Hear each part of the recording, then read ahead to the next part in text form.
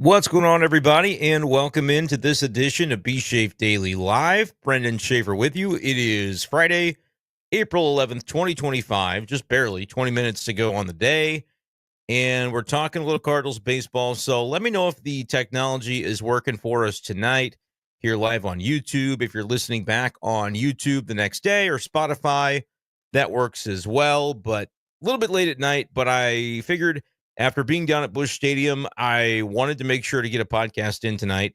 And the best way that I could think to do it would be just to do it live so I didn't have to upload it to YouTube. It would already be on there. So a matter of convenience. But tonight we'll be talking about the Cardinals win over the Phillies 2-0, as you got the exact pitching performance you could have hoped for from Andre Pallante, who goes 7 strong innings in this one, doesn't give up a run, and allows only a couple of hits. 2 hits, 2 walks, 4 strikeouts as Palante, the man of the match, lowers his ERA for the season to 2.20, and it couldn't have come at a better time for the Cardinals as they were trying to shake off a little bit of the rust from that Pittsburgh series, and really, you can say the entire road trip between Boston and Pittsburgh.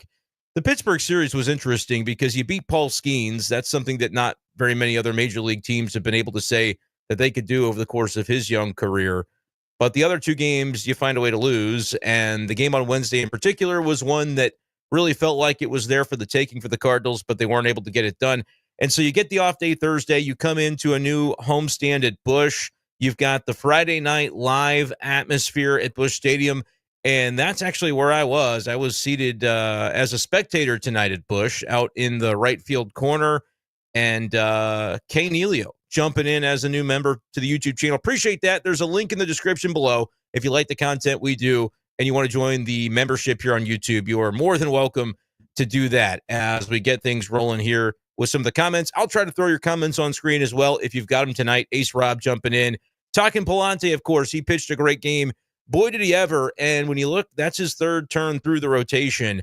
He's been just about as consistent so far as any of the Cardinal starters have been. We'll talk a little bit about Saturday's upcoming game for Miles Mikolas. I think it is a huge start for Mikolas as he tries to right the ship after what happened on Sunday night in Boston.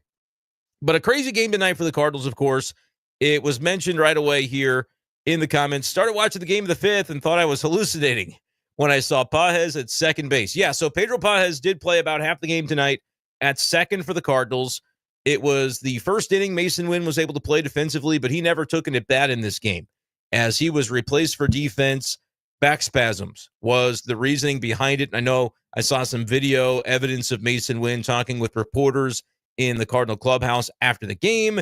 He didn't seem to be particularly concerned in the clips that I saw, but it is one of those deals that we kind of know the drill with this at this point, right? Masyn Winn dealt with back issues of this extent last season. It goes all the way back into spring training 2024 when he had missed a couple of days early in spring.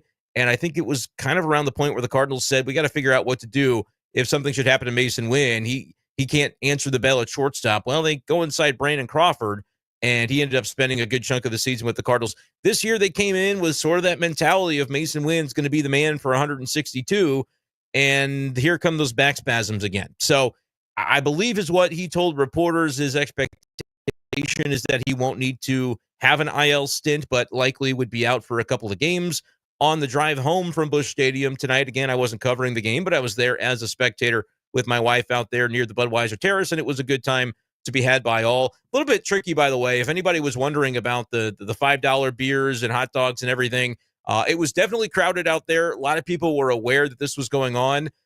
What I would say is don't be discouraged if at the beginning of the game you see the long lines. They did sort of die down as people were willing to go back to their seats and watch the game.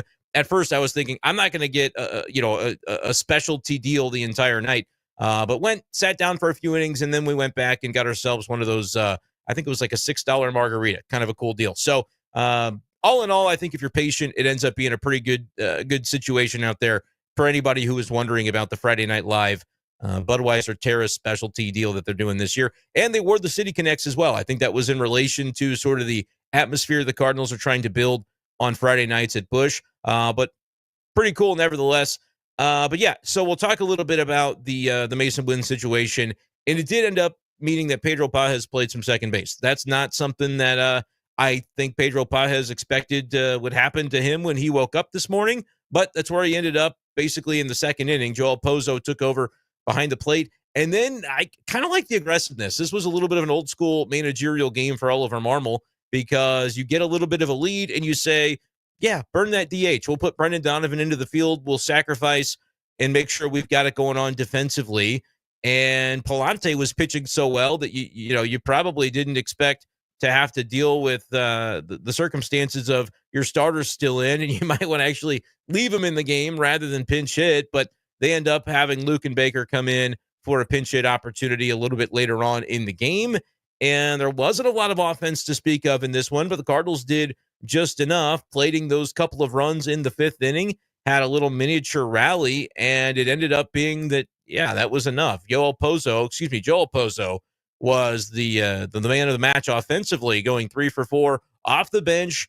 Didn't necessarily expect to have to be thrust into duty, but when Masyn Winn's injury took place, he ends up behind the plate. They move Pagés to second, and boy, I was definitely wanting to see an attempted double play turn or something from Pagés at second base, but he seemed to do a nice enough job there until you had Brendan Donovan come out and find a way to shore up the defense in that regard. But Pozo had a double that drove in Thomas Saggese in the fifth, and then it was a bases-loaded walk with Alec Burleson at the plate that gave the Cardinals their second run, and ultimately that is all they ended up needing. So it was an old-school type of game. You got an old-school type of pitching performance from Palante, who was very efficient in this game, and despite having maybe not a typical infield defense behind him, considering the backup catcher ended up assuming the duties at second base, he was able to get the job done there, and lots of ground ball outs tonight. I believe the number I saw, 11 ground ball outs, 93 total pitches tonight for Andre Pallante. He had the 4 flyouts and also struck out 4 batters in this game for the Cardinals. So was very interesting to see the way that all played out from a pitching perspective for Andre Pallante. Spencer was out there, said the margaritas were tiny, but you know what? I thought they were tasty, so that was good to see. Ace said he was out there and knocked off a couple of hot dogs, but not anything on the alcohol side for him. And Pozo on fire. Yeah, Joel Pozo, a welcomed addition to this Cardinal lineup at this point. He came in for that very first game that he was thrust into duty on the roster. Pagés had just caught the doubleheader on Sunday, basically in its entirety, and so Pozo had to play that next game. He ended up coming through with a nice day there, a home run, and also threw out a runner on the base paths. And tonight seemed to do a nice job managing the pitching staff and getting the job done offensively as well. So I don't know that anybody expected to be 2 weeks into the season and have Joel Pozo having made the offensive impact that he's been able to make, but certainly you'll take it if you're the St. Louis Cardinals.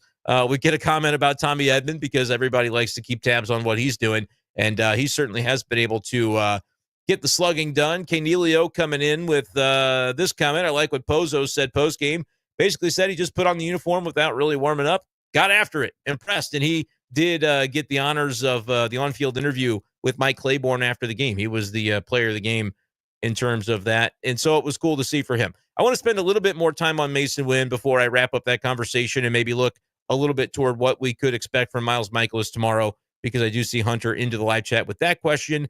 With Masyn Winn, it was mentioned after the game from John Mozeliak. He was the special guest on the postgame show on KMOX as I was driving home from the stadium, and said they're going to basically have to wait and see what it looks like for Masyn Winn tomorrow before they can make any determinations. But it was interesting. He was kind of, alluding to and just kind of talking about various elements of his job, John Mozeliak was, and said, as you're kind of going through these, in a moment like that happens, you have to be thinking 2 steps ahead of, okay, do we need to take somebody out of the game at AAA? Are there any moves that need to be made? And that inspired me to check the Memphis roster. It doesn't look like tonight their game had any late substitutions or anybody leaving the lineup. Cesar Prieto played short. Hellman was at second base, and I'm not seeing anything like mid-game subs being made. So maybe the Cardinals' level of concern, not particularly high. We'll see what that ends up being. And by the way, I know we all are very, very excited about Quinn Matthews. He's going to make his MLB debut this year, I am convinced. Just to let y'all know, a little bit of a struggle tonight for Quinn. 2 2/3 innings, gave up 4 runs, 6 walks, and gave up a couple of home runs. He's got a 6.1 ERA down in Memphis. I'm just sharing that because I like to keep the context because there's a lot of people who would say, well, he should already be in St. Louis. Keep in mind, they're still working him along. He has not had too many professional seasons. Last year was his first. And so as he continues to ramp up and hopefully be able to master AAA, the Cardinals will keep an eye on him. But I don't think that necessarily the fact that he started it at Memphis is the end of the world, and he's going to come along just fine. Nathan commenting here, seems like Palante has at least somewhat of a pitch to contact strategy. What makes him so much more effective than Mikolas has been despite sharing a similar strategy? That's actually a really good question, Nathan, and I would have to pull up the StatCast numbers to confirm it, but my suspicion is that Palante is still operating at a higher velocity when it comes to his main pitches and his fastball than what we see from Miles Mikolas.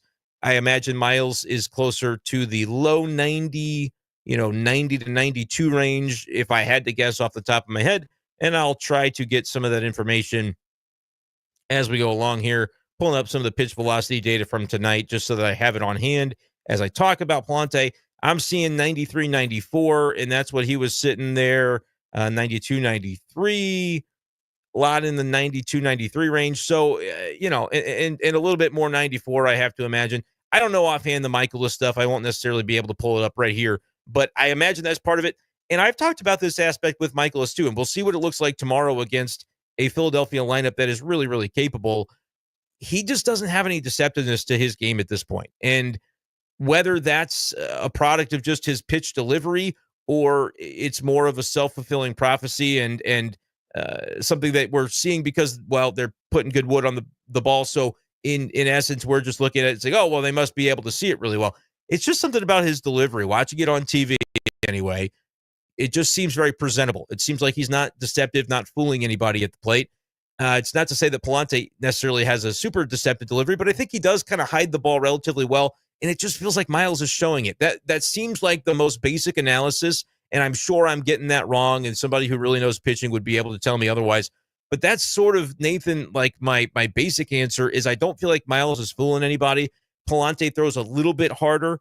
And in the case of Mikolas, when you're not really fooling batters, he's so successful at getting into those two-strike counts. And then what happens when he gets somebody 0-2? We've talked about the number of occasions in which he has allowed the back-breaking base hit in a two-strike count in starting this year and going back into last year.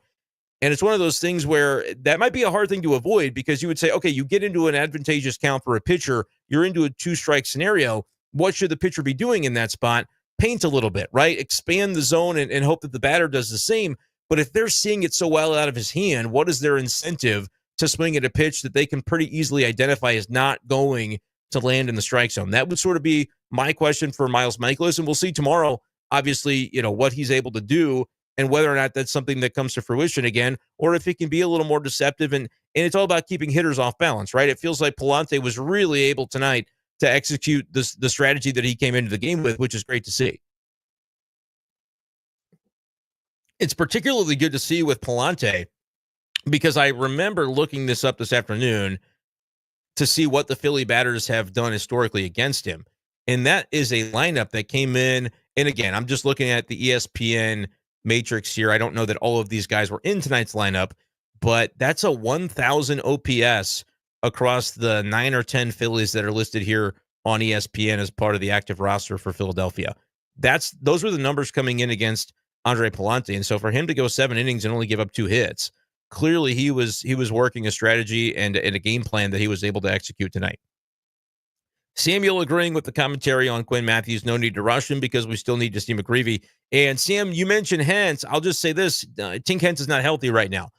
Quinn Matthews is ahead of Tink Hentz in the pecking order, in my opinion. Would have said that to come into the year, but more so because I just don't know with Tink Hentz what the workload can earnestly be when he's not a guy that's thrown all too many innings in a given season in his career. And that was before we knew about sort of the, I believe it's like a rib cage strain is as it was described. We don't get a ton of updates regularly on Tink or really guys from the minors in general. 2023 for Hentz was a 96 inning season. And then it was to be that last year he would be able to rise above that number, but had some health issues, only threw 79 2/3 innings last year.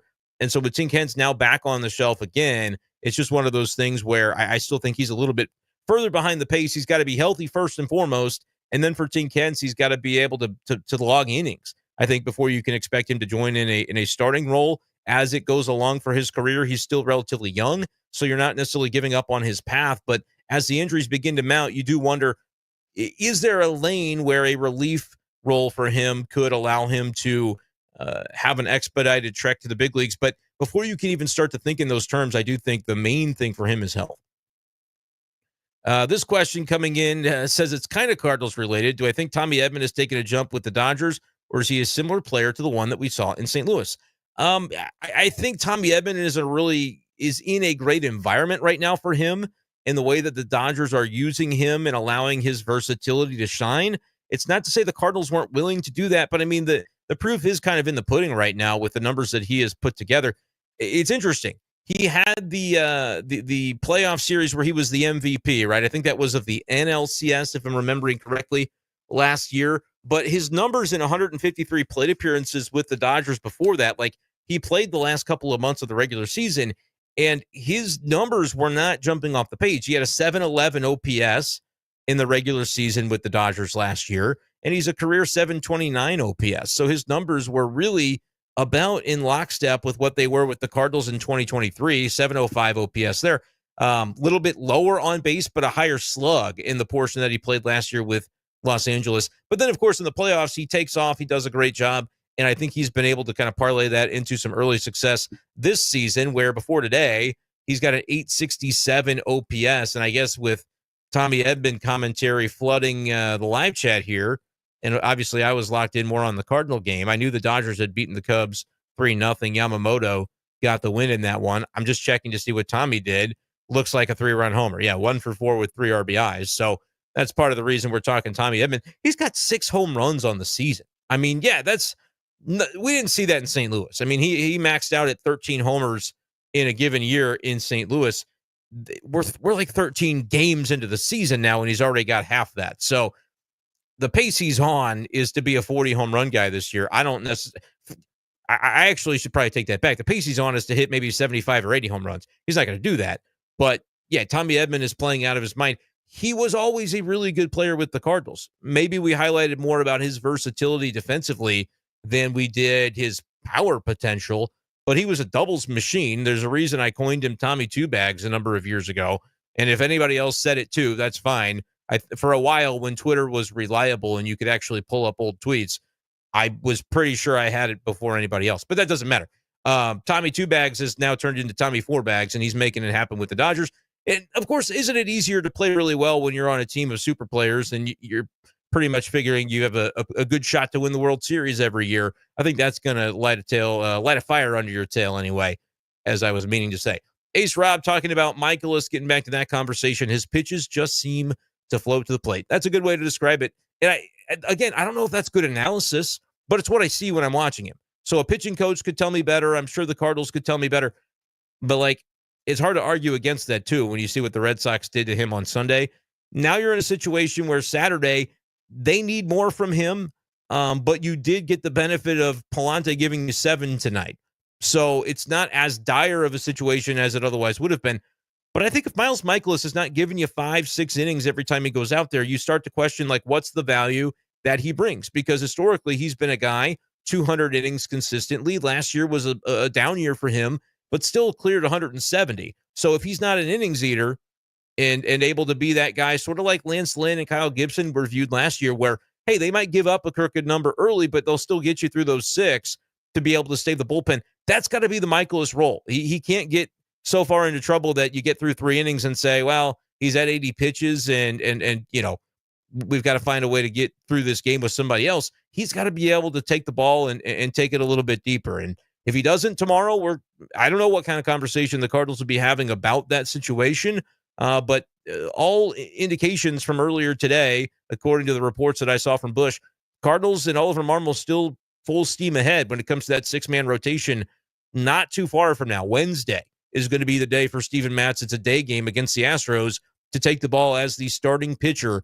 That's why Rodri Munoz comes up. Is he going to be somebody that can give you some extra length out of the bullpen? We'll see. I think that 6-man rotation, honestly, the whole concept of it hinges on a guy like Mikolas filling 5-6 innings every time he goes out there, because if he doesn't, you're talking about having one fewer reliever going from 8 to 7 with Matz joining the rotation and having to cover an additional starter when some of the guys aren't going deep enough. Fetty getting deeper in his last start was really good on Wednesday against Pittsburgh. And then obviously Palante tonight, that makes a difference. Mikolas has to post. I think he has to give you somewhat of a similar outing. Even if he gives up a few runs, can he give you 6? Can he give you 6 innings? I think is going to be a real fair way to judge him tomorrow. Bopping back to the Tommy Edman conversation, playing with 3 MVPs, raising his confidence. Yeah, I bet so. I bet so. And BC, I know, is a longtime Dodger fan and says he's getting more rings. So that's certainly a possibility as well. We're talking a little bit of Tin Kens here on B-Schaeff Daily. Make sure, by the way, to hit the subscribe button, and that'll get you the access to the live chat. And again, for those who enjoy the content, you want to support me, you can hit the video description and the link for the membership of the YouTube channel, which also in the second tier has a Discord component. You can join the live group chat in Discord if you want that second tier of membership for the B-Schaeff Daily Lounge. Talking about Hence, not a starter, according to Sam, and Rob talking about the rib cage can take forever to heal. Like, that's oblique too, right? So I don't really know the full capacity of that injury, but it is something that I think will take some time for Tink. Neilio says if Miles simply throws it over the plate tomorrow, he's cooked. Not the lineup to chuck fasties down the middle of the plate. Breaking ball has to be breaking. Yeah, need that breaking pitch to be working. And at the same time, though, when you get somebody 0-2, obviously you're not throwing it down the middle of the plate. But what's the capacity that he's going to have to be able to take that pitch, that breaking ball, whatever it is, couple inches off the plate, just a little bit out of the zone. So even if guys are swinging at it because they feel like they can read it out of his hand, are they barreling it up or are they inducing that soft contact that Miles needs to be successful? I'm not betting against him tomorrow and saying, oh, he's not going to be able to do it. But I do feel like it's good context to say if he struggles, what does that look like? It's fair to ask what that looks like in the context of where the Cardinals are with the rotation plans they have coming up. Nathan mentions with the 6-man starting up soon, could we expect calls from McGreevy or Graceffo to fill the long relief slot and maybe swapping with Munoz? What's interesting, though, Nathan, about Munoz is he could do that as well. He's a former starter. Now, what's his effectiveness and efficiency going to be? Another fair question, because I believe his last outing in Memphis, he walked 3 guys. Now, I wasn't watching the outing to know the context of those walks, but it is something that you do kind of think about. So what does Munoz look like in that role? Ideally, they would throw Munoz out either Saturday or Sunday as you kind of get closer and closer to that 6-man rotation to figure, can Munoz be somebody who can fill the Matz role in terms of 2-3 inning relief appearances, or do they need to call upon somebody like Graceffo? I wouldn't do it if it's Michael McGreevy. I think he needs to remain in a starting role because, to me, at the end of the day, he's your next man up if and when you should need one. Excuse me.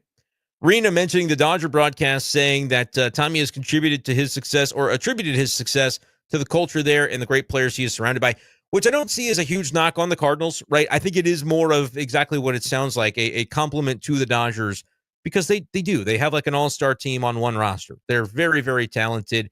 Anybody, I think, would elevate their game being in that environment.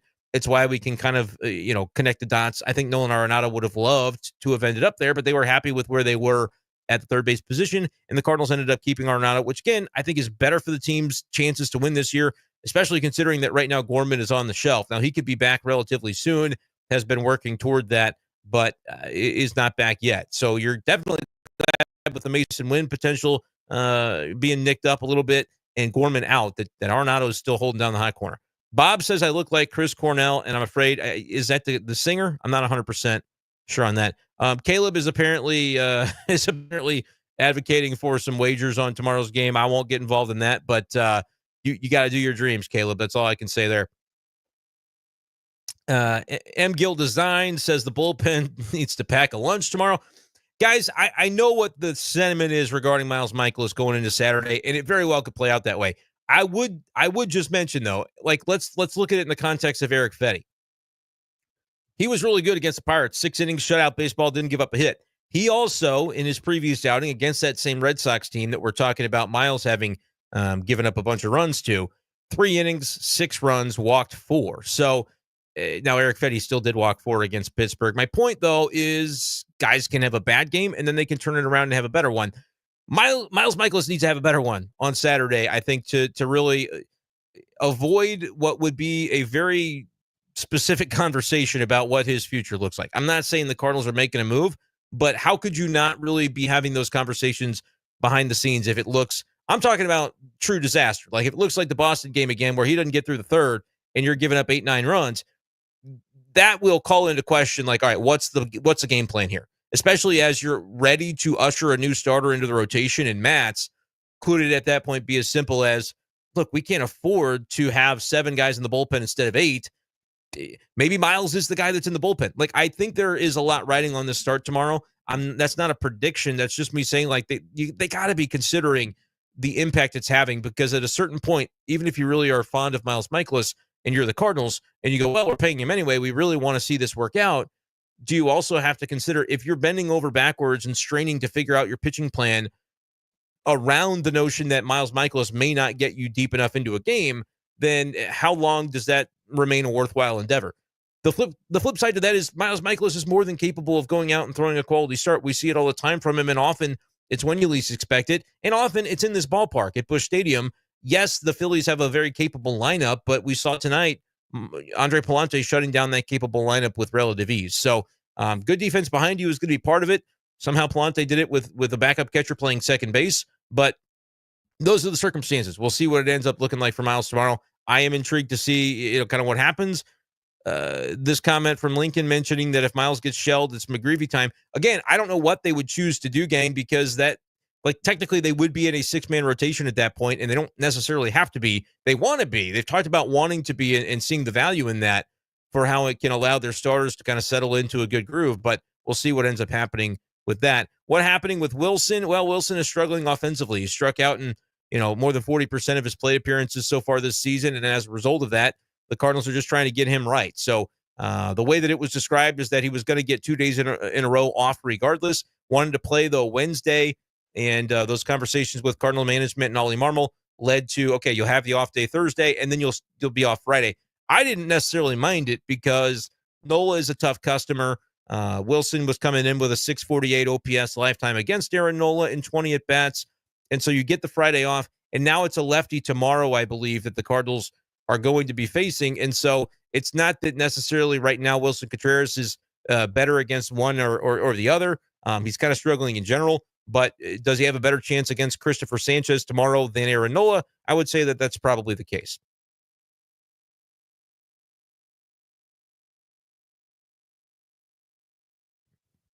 Excuse me. Needed some water. Okay. One thing I love about this team, according to Czar Alexander, is the bench depth is way better this year than last year. And I would even apply that to a guy like Michael Ciani. I think there's a lot of value to Ciani being in the role that he's in. I know that tonight it looked a little bit weird to not have one more infielder, and maybe that's something the Cardinals are going to talk about. But for me, I still think that most of the time you're not going to be in a situation where your backup catcher has to play second. That being said, if Masyn Winn has to miss a couple of games, they probably do need some sort of roster move potentially. Otherwise, you get back into the same situation. Like Donovan can play second base tomorrow instead of being the DH. Like that's what caused the issue tonight. But at the same point, like if Masyn Winn can't play for a couple of days, so JC's got to play shortstop. You don't have any backups on your bench necessarily to be able to fill some middle infield slots. So we'll see what that ends up looking like.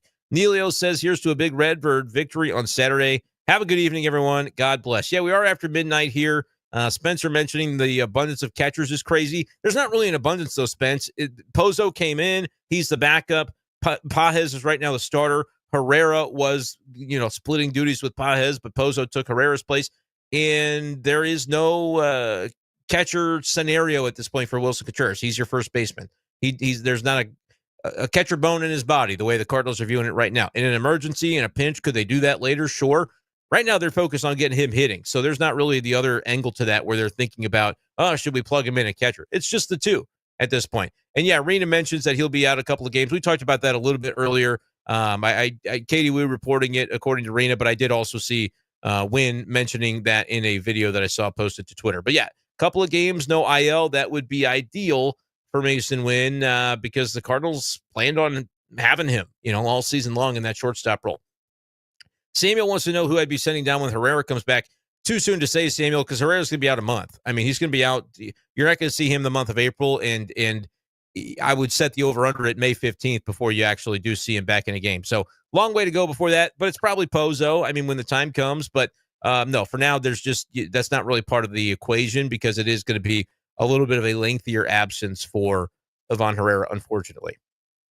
Nitro mentioning that I feel like this year is if the starter does well, we'll win most of the games where they do. Yeah, I mean, that is going to be a key. And especially, I know that the last couple of games now, we're seeing the Cardinal offense start to slip a little bit. But you know what? Aaron Nola's a pretty good pitcher. Mitch Keller can get you too. And so he got the Cardinals on Wednesday. They should have won that game Wednesday. I'm not going to let them off the hook for that. Lots of different ways they could have won that, but ultimately it didn't end up happening. But in the case of tonight, I mean, they had the one inning that they needed, and it's more than the Phillies can say. So as long as the Cardinals can get back into that rhythm of scoring 4 or 5 runs a game, they had scored 4 or more in 11 straight games to begin the season. That was one short of a National League record. So they were doing some really impressive things. They fell off the pace a little bit since then, but ended up winning today's game and honestly probably should have won Wednesday's game despite having a little bit of the lesser offensive profile.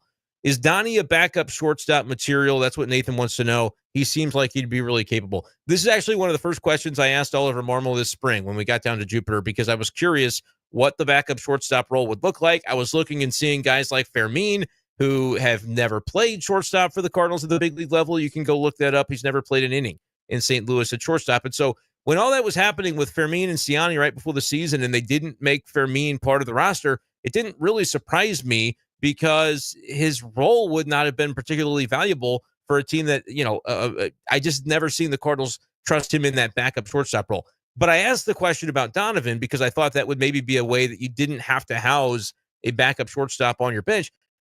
Oliver Marmol said, that's not really the direction they're looking to go. And so they didn't give him any looks in spring. And now, I think it's one of those deals where if pressed to duty, the Cardinals are confident that Donnie can just adapt and do it. But Sajacy has gotten more of those reps. And so I think at this point, you're seeing Sajacy in there, and he'll probably play at shortstop every day until Masyn Winn comes back. Well, unless there's a roster move that changes that math. Chevy wants to know if they're going to call up more bullpen arms with the Cardinals going to the 6-man, or will it be musical chairs of people coming up and down? So they can't, Chevy. That's the thing, is like you only can have 13 pitchers on your roster. It's got to be a maximum of 13, and so every team is going to take that maximum to have the largest bullpen that they legally can. So you'll have 13 pitchers, 13 position players, which means if you have 6 starters, you got 1 fewer reliever. So it's going to be 7. But to that point, yeah, it's going to be musical chairs up and down Memphis shuttle. It's the only way to do it, unless you have multiple long relief guys and everybody kind of just turns into we can pitch in whatever role because you might just have to give length. And that's basically what Ollie said today. When asked about it by reporters, I saw the tweet from a couple of different outlets. Basically, they're going to have to cover. That's the only way to make it happen. I still don't really know if that's the best way forward. But again, I still think the Miles Mikolas start could change the direction. I'm not saying that the Cardinals are imminently trying to do something differently with Miles, but if it is one of those cases where he doesn't get very deep, and it begs the question for the second week in a row of how impactful is that when you're trying to get to a 6-man rotation and you've got guys not getting deep enough, that's why it's an important start for him. It's 1 out of 2 so far where he didn't get very deep. And that was true of Eric Fetty. And then Eric Fetty went 6 innings, gave up no hits. And so now you're going, all right, he's batting .666. He's 2 out of 3. He's gone pretty deep. The same can happen with Mikolas if he goes deeper into Saturday's game. But until it happens, it's just one of those things where I do think the onus is on him, and you're watching that rather closely. That, though, is probably going to do it. I appreciate the number of questions that we've gotten tonight. If I missed your question, I do apologize. You can find me at B-schaefer12. DM me on Twitter and let me know that I missed you, and I'll try to answer your question in private. But check out the YouTube membership on your way out. Make sure you guys are subscribed, and I will see you next time. I'll try to be right back here tomorrow night, either in a pre-recorded or a live video. Also, you can check out the content on Sports Hub STL. Plenty of live shows on a daily basis. Appreciate you guys for joining me tonight. Figured a live show would be the best way to get this podcast knocked out. So if you missed any of tonight's show, you can watch the replay on YouTube or check out the audio replay of the podcast on Spotify. That'll do it for this edition of the show. We'll talk to you next time on B-Schaeff Daily. Peace.